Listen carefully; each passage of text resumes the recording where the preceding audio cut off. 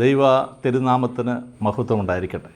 വചനപ്പുലരിയിലേക്ക് ഒത്തിരി സ്നേഹത്തോടെ നിങ്ങളെ സ്വാഗതം ചെയ്യാം. ഈ പ്രഭാതത്തിൽ നമ്മൾക്ക് ഒരു വാക്യം ശ്രമിക്കാം.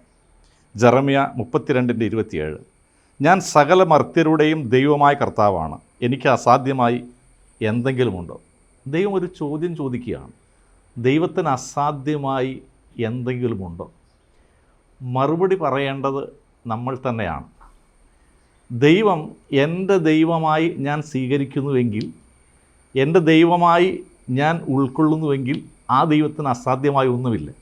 അങ്ങനെയെങ്കിൽ എനിക്ക് നിസ്സംശയം പറയാവുന്ന ഒരു കാര്യമുണ്ട്, ദൈവത്തിന് അസാധ്യമായി ഒന്നുമില്ല. അതെ, അവൻ എൻ്റെ ദൈവമാണ്, എൻ്റെ അപ്പനാണ്, ആ ദൈവത്തിന് അസാധ്യമായി ഒന്നുമില്ല എന്ന് നമ്മൾ മനസ്സിലാക്കുമ്പോൾ ദൈവം നമ്മുടെ ഒപ്പം ഉണ്ടായിരിക്കും. ദൈവം നിങ്ങളെ സമൃദ്ധമായി അനുഗ്രഹിക്കട്ടെ.